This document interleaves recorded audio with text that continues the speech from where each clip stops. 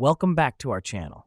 Today, we're diving into a harrowing crime story that sheds light on the dark realities of domestic violence. We'll follow Michelle's gripping journey from victim to powerful advocate and explore the broader impact on survivors' lives. If you're ready to delve into this intense and inspiring story, hit that subscribe button and let's get started. 911, what's the location of your emergency? There's a man has a woman pinned on the ground in their driveway. They're fighting. She's screaming, "Why are you doing this to me?" She's screaming for help. The woman shouting in the background is 35-year-old Michelle Rogers.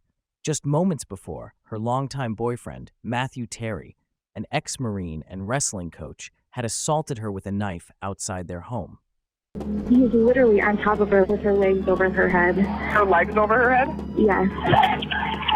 He's slamming her head on the ground. What is he saying? He's not saying a word. Oh my God. He went inside and she's all bloody. After the violent attack, Matthew was arrested, but just a few days later, his wealthy parents posted a $250,000 bail to secure his release from jail. I was disappointed for Michelle. She deserved better than this. When the trial began, Matthew enlisted the top lawyer in Michigan and claimed self-defense for all charges. Unsurprisingly, he received only a minimal sentence. It's hard to escape the sense of arrogance, entitlement, his narcissistic overall attitude during the trial. 2 months later, Florida elementary school teacher Kay Baker started dating Matthew. Soon after, she began receiving unsettling messages and explicit photos on Facebook, warning her that Matthew was not as he appeared. It sent chills down your spine. It was extremely just harrowing. In an unexpected twist, the sender of those messages turned out to be Michelle, who had miraculously survived Matthew's brutal attack in 2017. Since then, she discovered she wasn't his first victim and realized she was the only one who could prevent another assault. Her efforts ultimately saved Kay Baker's life and ensured Matthew Terry was finally imprisoned. I don't care if I'm in danger. I don't care. He is going to go where he belongs. This is getting put away this time. On May 27, 2022, Matthew Terry, who had recently relocated to Florida to live with his new girlfriend, Kay Baker, was out with her and a few friends at the Landing Bar and Grill in Valrico. As the evening wore on, Kay, wearing a red shirt, got up to use the restroom. When she returned a minute later, she encountered Kelly Andrews, one of her friends from their table. They had gone to some bar, and apparently there was some guy dancing, like in passing, just kind of like danced real quick next to her and walked away. And it wasn't anything. It was just, if you're at the bar, everybody's having fun. Like, it's not a big deal.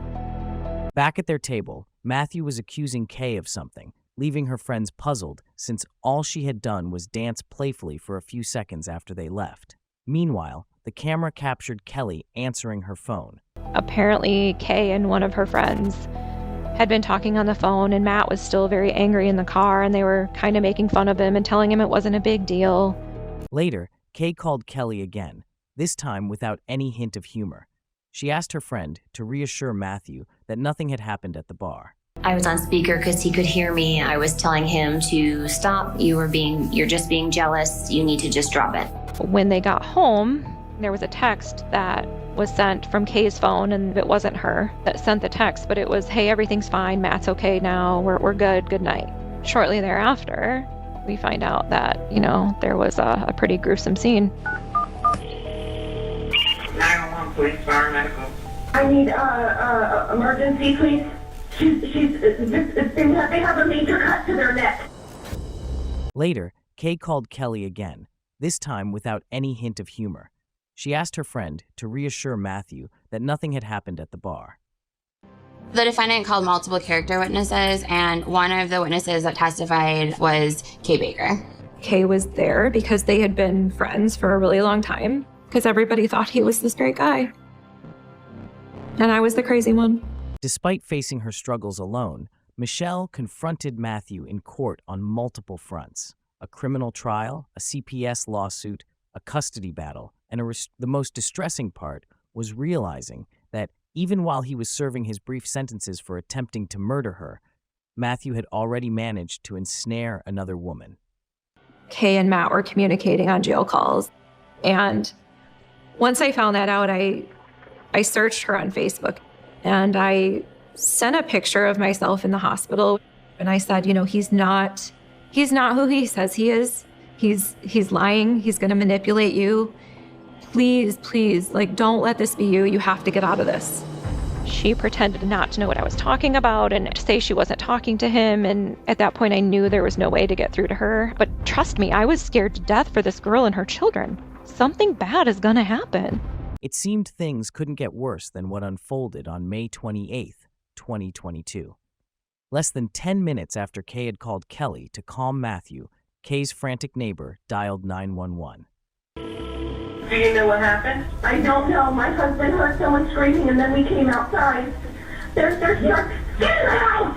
Do not come out this door. They're struggling. I'm sorry. I still couldn't try to get out of the house. When the police arrived, Kay was in critical condition, with cuts and bruises covering her body and severe bleeding from her neck.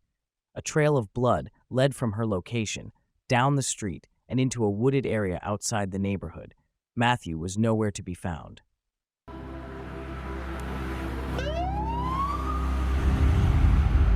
Reel it in, Bubba. Oh my God! What'd you get? Oh my goodness! Oh my God! Here, Look at that. hold him and you can You take a wanna hold picture. it? Here. No, I don't want to hold Grab it. him right here. This footage, recorded in July 2015, shows Matthew Terry teaching Michelle's young son how to fish. Knowing what I knew about Matt Terry at that point, I thought, well, there could be worse things. He seems like a good guy. What manipulators and abusers do well is they show you all of these amazing good times, and then they show you the nightmares. Soon after, the couple had a son and moved in together. However, during the 2 years she lived with Matthew, Michelle couldn't shake the feeling that something was off about him. I noticed a different side to Matt only a few months into the relationship. There were a few times where he drank quite a bit. And when he spoke, it was just all gibberish. There was no words in what he spoke. He was just belligerent and obliterated. On one occasion, Matthew hurled a hot frying pan at Michelle while she was holding their newborn son. He then stormed out of the house, slamming the door behind him. He came in just a few minutes later, and he wrapped his arm around me as I was still feeding the baby, and he said, "I would never hurt you or our child." Escaping an abusive relationship is always difficult, and it felt even more daunting now that Michelle and Matthew had a son together. I definitely wasn't happy in the relationship, but I had to at least try for my son. I just thought it would be better having a dad around. I just didn't know the danger I was in at the time. After her grueling recovery and the unsuccessful trial in 2017, Michelle worked tirelessly to keep her attacker behind bars for as long as possible, even before discovering Kay and Matthew's relationship. She had already joined forces with prosecutor Elise Gallagher to ensure her concerns were heard by the authorities.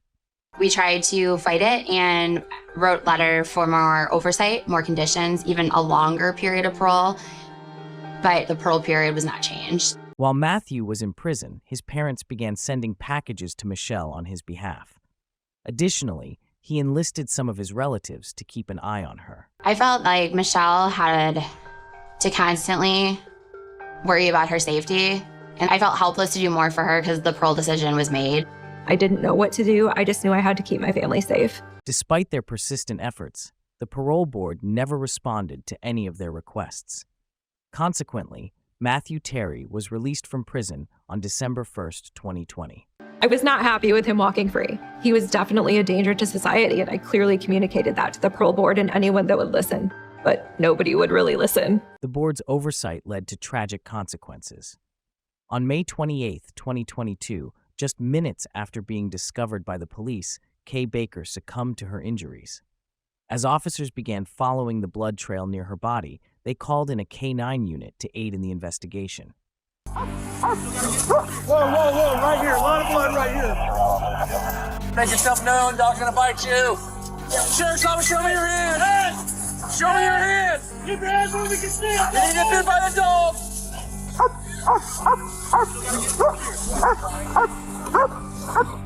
Matthew was promptly arrested, and Michelle was among the first to hear about the incident. Despite all her efforts, she was unable to save Kay. I don't know how you explain that feeling. It was like I was out of my body for a while. During Matthew's trial, prosecutor Justin Diaz introduced the CCTV footage that captured the argument between Kelly and Matthew. Once you kind of grasp the fact that this is her last moment and you're seeing it on video before they go home and she's killed, it's a little surreal. It seems like she didn't have any indication of what was about to happen. As the last person to see Kay before her death, her friend Kelly took the stand. Diaz sought to uncover any motive, however trivial, for Matthew's frustration. Are you aware of any moment that is not on video that we've already seen where Kay Baker is dancing with another guy? No, That's it. that's it. Those 5 seconds. Correct. On the defense side, the attorneys aimed to persuade the jury with a completely different version of the events. They were trying to say that it was some other person. It was some other person that came and attacked them both, and they just both ran. The prosecutor was aware that Matthew's lies had previously extricated him from trouble on 3 separate occasions. To win this trial, he needed to revisit those cases. He began by bringing up Jessica Coca, Matthew's first victim. And can you just give a brief summary of what happened in that case? Yes. He broke into my house. I was assaulted. My girlfriend was also assaulted. When the police came, he pretended to be the victim. I have watched the giggles and the laughs and the complete disrespect for a woman's life. He also presented Michelle's case to the jury, highlighting the striking similarities. In both instances, Matthew was dressed identically, used the same weapon, targeted the same area, and so forth. She had 2 sons. I have 2 sons. It happened on a Friday. During a holiday weekend, she had stab wounds in her right shoulder. He just got better at what he knows how to do. In the first trial, Matthew claimed self-defense, and the minor bruises he sustained during his confrontation with Michelle were enough to persuade the jury. However, this time, his defense was more complex.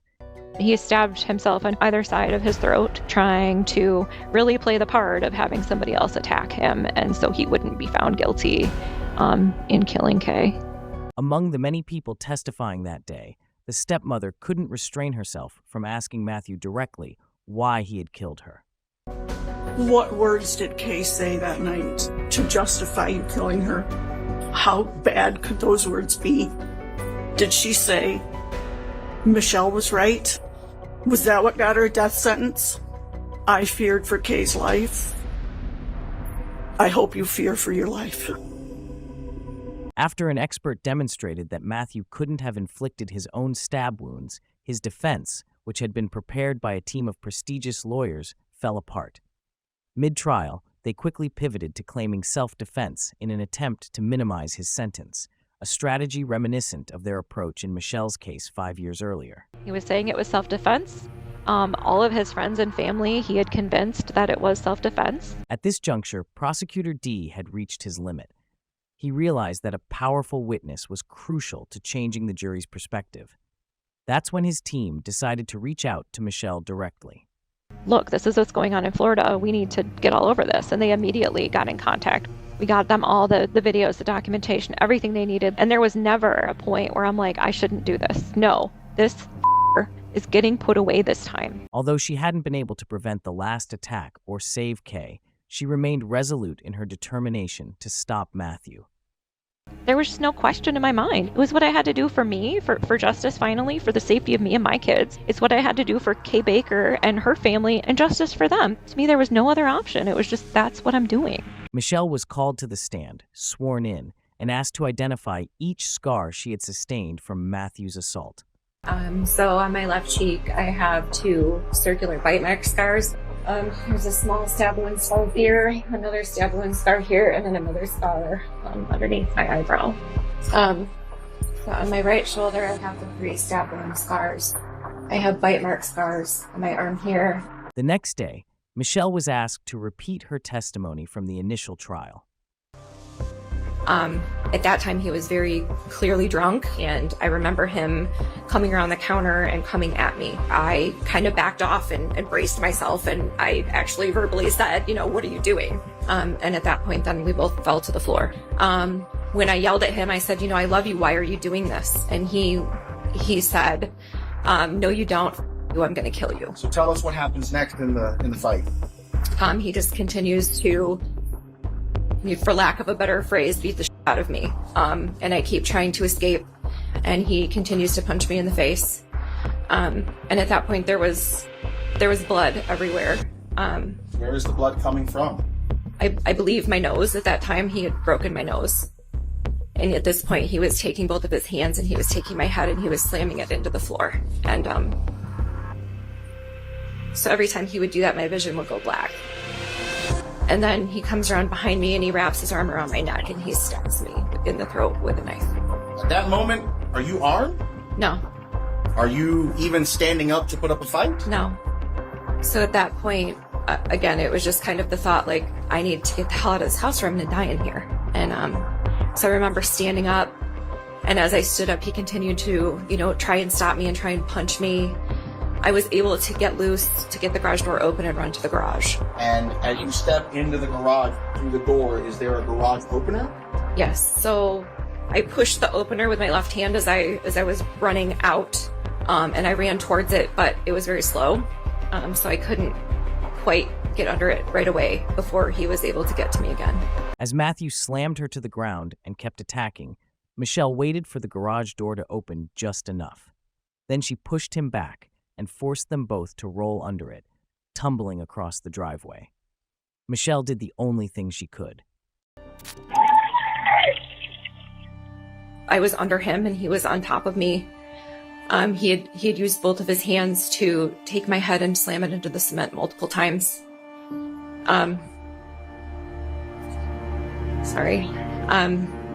I could very faintly hear voices across the street. He had stabbed me 3 times in the shoulder and he went to bring the knife down again, and I had reached up and I grabbed with my right hand the blade end of the knife in midair, and I took the knife and I pulled it.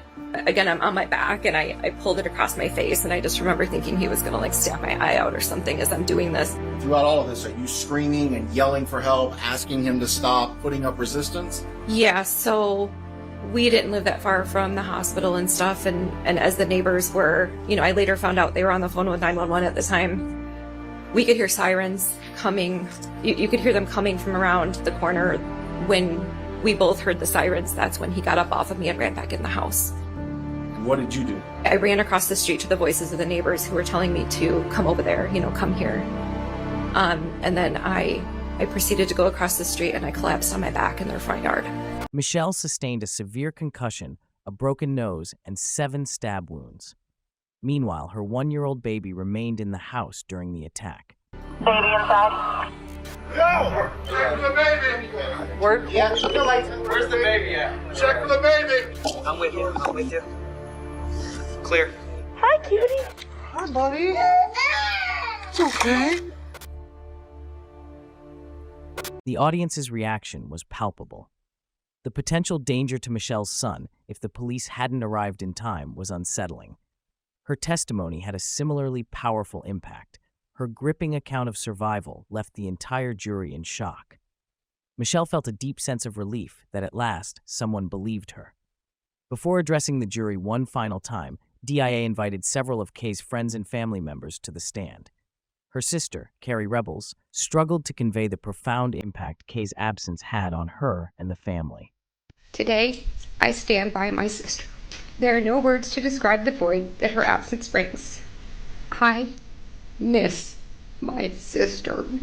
Her friend Kelly took the stand once more, this time to speak about the young boys Kay had left behind. Her boys meant everything to her. Kay loved watching Nicholas and Mason grow. They would crawl up into her lap for snuggles and look into each other's eyes. Now they can't do that. Mason and Nicholas will have to hold on to those memories and hope that they will never fade. They will have to go on with their lives without their mother. This will forever be a hole in all our hearts that will never be filled. I will never be able to speak to her or hear her voice again. This devastation is unbearable. The unfairness of her death is unreal.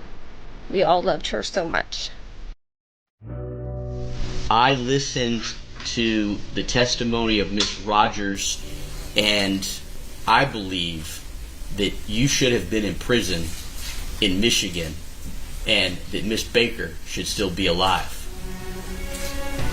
This is Florida. You're going to prison for the rest of your life. The verdict in his trial, gives you a lot of feelings, especially since someone had to die for the truth to be known. And that's heartbreaking. In the early stages of the trial, it was uncertain whether the prosecution would pursue the death penalty or a life sentence. Ultimately, those closest to Kay felt that a life sentence without the possibility of parole was the most fitting outcome for everyone involved. Let him live in prison, knowing what he did to Kay, to her family, to her sons. Let him sit there and just simmer in that every single day for the rest of his life. Because that's what he deserves. There's also that sense of relief that's like, finally, he's going to jail and he can't do this to anybody else. Reflecting on the events, Michelle came to understand that people needed to broaden their understanding of what domestic violence can encompass. The key to take away, especially with my story, is that I've heard people say, well, he doesn't hit me, he's not abusive. And I think that it's just a huge error in our thinking, because Matt Terry never hit me. Not once did he hit me. He manipulated me, he controlled me, he fucked with my head. Not once did he hit me until he nearly took my life. I mean, all it takes is once. And I promise that they're just going to get worse. They're not going to get better. So you're in danger, whether they hit you or not. And if it's abusive, and you need to get the hell out. Today, Michelle continues to advocate for the rights of domestic violence survivors and is actively raising funds for EAS, an organization that offers shelter and counseling to women in Michigan. Since trial, I'm just working on healing. I'm working on building a happy life for myself and my kids. I've been doing things to help spread the awareness about domestic violence and the epidemic that it is. She believes that by sharing her story, she can inspire others to find their voices and stand up for their own safety. Her ultimate hope is that the public will heed the survivors' perspectives, appreciate the significance of these voices, and take meaningful steps to prevent similar incidents in the future. I just want people to listen. I am not the first person that has been through a situation like this, and I definitely won't be the last. I'm dedicating my second chance at life to be able to share my story and to save lives. Because that's all I want. That's all I want, and that's all I've ever wanted. And I couldn't save Kay's, but I will save whoever else I can, and whoever else will listen. Thanks for watching our deep dive into this gripping crime story. Michelle's journey from victim to advocate highlights the crucial need to expand our understanding of domestic violence and support survivors. If you found this story impactful, make sure to like, subscribe, and hit the notification bell so you don't miss our next video. Share your thoughts in the comments below. How do you think we can better support survivors and prevent such tragedies? For more information on how to help or to get involved with organizations like EAS, check out the links in the description. Stay tuned for more true crime stories, and remember, every voice matters in the fight for justice. Until next time, stay safe and stay informed.